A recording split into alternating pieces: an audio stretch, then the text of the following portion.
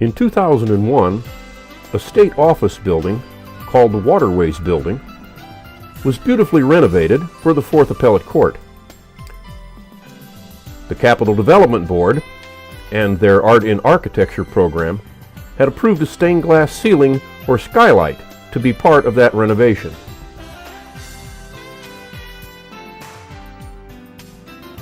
In the summer of 2003, Bloomington artist Harold Greger was chosen to design the skylight.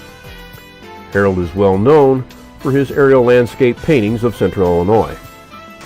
Actually, since 1973, I was inspired by an image I saw in a cornmeal bag to try doing an aerial view of the landscape here, since people looking down on it from an airplane always look at it as a quilt. In fact, everything I do is from within about a radius of 25 miles around here. And I looked at it, and it was, this image on the cornmeal bag was just flat color.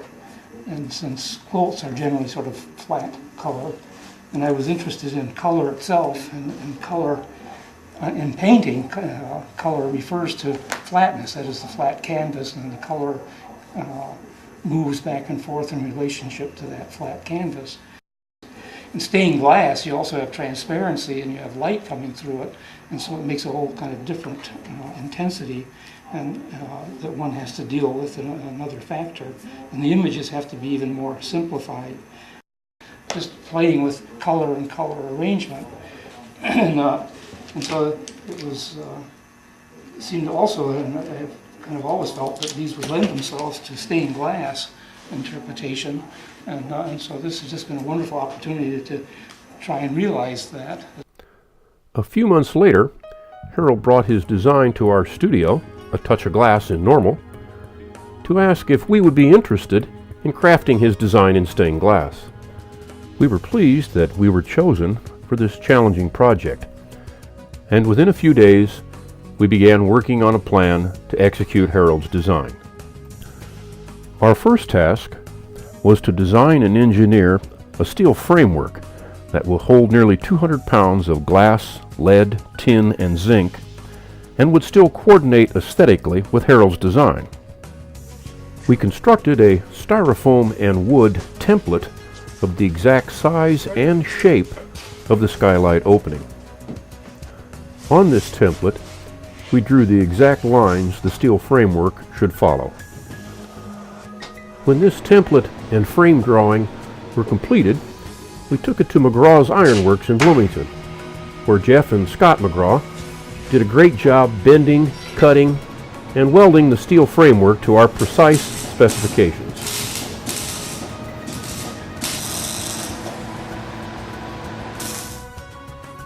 When the frame was completed, we were then able to begin drawing the full-scale master pattern. We can now trace the exact size and shape of each of the 22 individual panels that make up the skylight. We then took the pattern to Harold so he could rough sketch his design full scale. The pattern then came back to our studio to be completely redrawn as exact shapes that would be cuttable in glass, but still maintain the style and character of Harold's design. The finished master pattern also includes numbering and letter coding each piece. The letter code is important because it denotes what sheet of glass that pattern piece will be cut from. An exact copy of the master pattern is made using tracing paper. This tracing is then cut apart into the 22 individual panels that make up the skylight, and each is then mounted on a workboard. The master pattern is also cut out to become our glass cutting templates. We use a special 3-bladed scissor that removes a small strip of paper. That small strip of paper compensates each pattern piece to allow for the metal that will be in between each piece of glass. We were also, by this time, well into the glass selection. We selected about 80 sheets of glass to be used for this project. We realized later that we had used some glass from every one of the opalescent glass manufacturers in the United States. We would like to comment on how very special these sheets of glass are. Each one is handmade using a process that has changed little in over a century. Some of these sheets are works of art by themselves. It's very exciting to use this as a raw material. Early in the project, one of the 4th Appellate Court Justices, Judge Connect, came by to see our progress on the Skylight. We're pleased he took the time to come and visit our studio. The sheets of glass we selected for this project had a variety of visual properties. This sheet we call a ring-mottled opal. Other sheets were multicolored opal mixes. And some of the sheets were very directional. We called those variegated opals. An exact spot is chosen for each pattern piece to take advantage of the unique optical properties of each sheet of glass. We will often add arrows to the pattern pieces if a directional effect is needed for those pieces of glass. And now we are finally ready to begin cutting glass.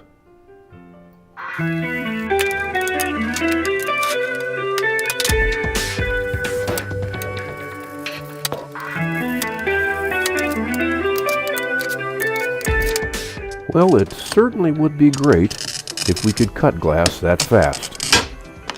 But cutting the glass is one of the more time-consuming parts of the project.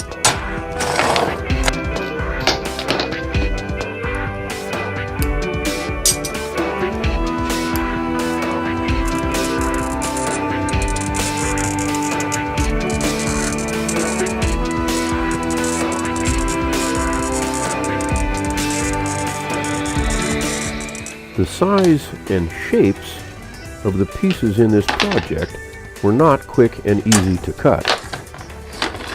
And accuracy is very important here because later steps will take much longer if the glass doesn't fit well.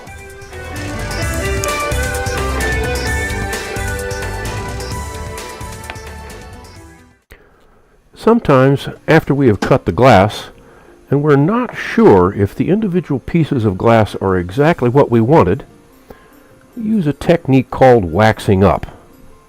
We will put a small ball of beeswax on the back of the pieces of glass and stick them to one of the large windows in the studio. Sometimes we will leave this up for several days to see how the individual pieces of glass interact with each other in different levels of light. In this case, we could see that number 15 was not working and needed to be removed and replaced with another selection of glass from a different area on that sheet.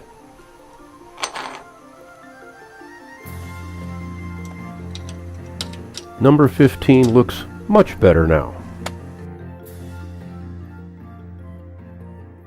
Some pieces of glass that need added detail get special treatment, like grain silos and buildings, a tractor and a hay rack, a roll of hay in a field, and the family car, and even the bricks in the walk and the smallest detail in the panel, the American flag. These details were made by painting special pigments on the glass and then firing the pieces in a kiln. The pigments we use are very special and made by only a few small manufacturers in the world. They are an exotic mixture of metallic oxides and other minerals. We mix the pigments with distilled water for several minutes until they are a smooth and creamy blend.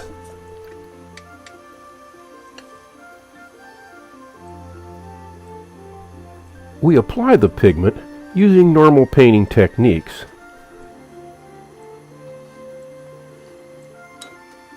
But once the pigment dries, we can achieve the final detail by scrubbing or scraping the pigment away with various tools and brushes. This technique of painting or staining the glass is very old.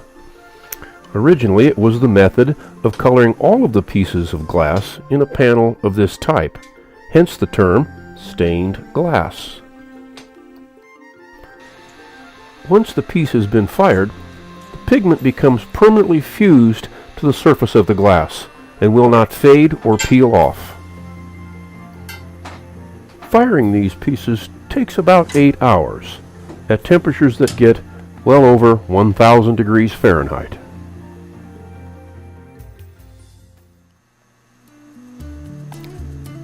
The next step is to fit and foil the glass. We will carefully mark and trim each piece to get a very tight fit between the pieces of glass. When we are satisfied that the piece of glass is fitting well, we will then wrap the edge of the piece in a copper foil tape.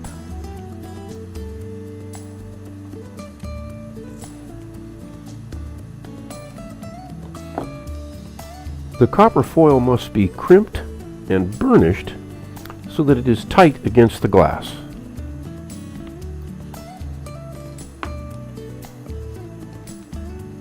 Having finished fitting and foiling this piece, we will place it in its position on the tracing and repeat the process for the next piece. When the foiling is completed, it's time to solder the panel. In fact, the reason for wrapping the glass with copper foil was to give the solder something to stick to. A flux is applied to the foil to chemically prepare the copper foil so that the solder bonds properly to the copper. We use a very high quality solder that melts easily, flows evenly, and forms a nice crown or bump that is a very important part of the strength of the panel. It takes considerable skill and experience to lay down in one pass a good solder seam that is smooth and has a consistent crown that is the proper height.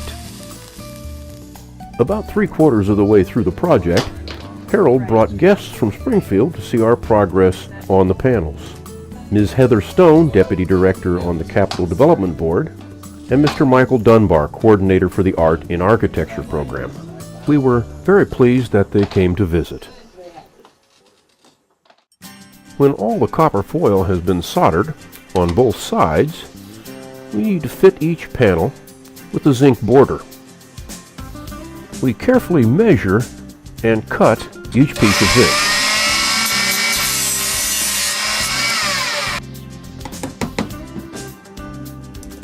Some zinc pieces are curved and need to be bent. We have a special bender just for this purpose.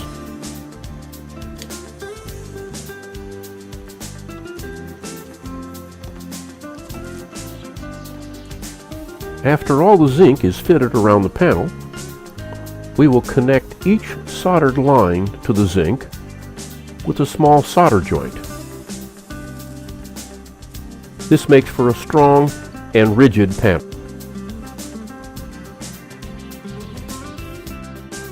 Some of these panels, because of their size and shape, needed extra strengthening. We accomplished this by adding reinforcing bars to the back of those panels.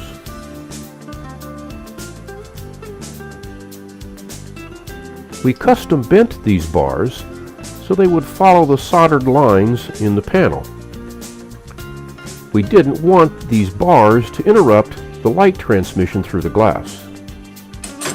Bending these bars required patience and a good eye for angles, and a lot of trips back and forth between the panel and the vise. We soldered the full length of the bar to the panel, thus providing maximum strength. We believe in crafting work that will last for centuries, not just decades.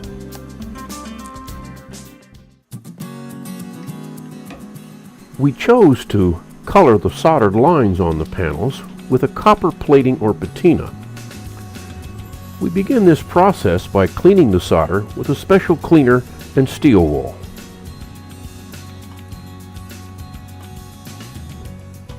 After a thorough rinsing and drying, we carefully apply a copper patina solution that plates the solder with copper.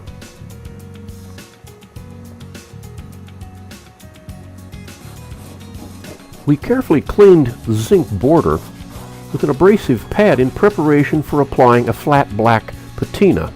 We chose a flat black patina so that the border zinc would not cast a silvery reflection when the skylight was viewed from certain angles.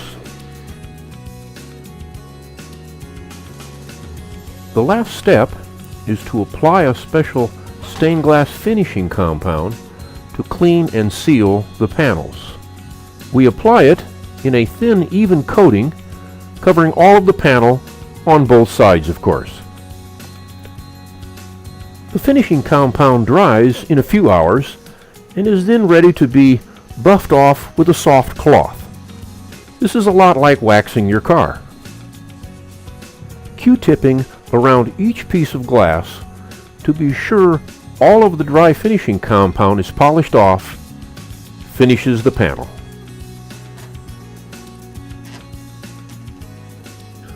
Finally, after many months of designing, planning, and fabrication, we were ready to install the skylight.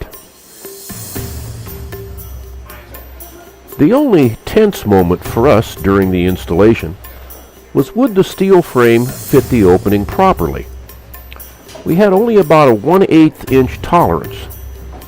We were very pleased when it fit almost perfect. The installation went very well thanks to the excellent support from the staff at the 4th Appellate Court. Once the frame was securely anchored in place, we could finally install the individual panels.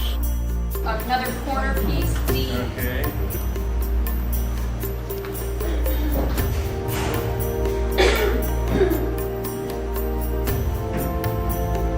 It was really great to see Harold's design and our many months of work take shape one panel at a time.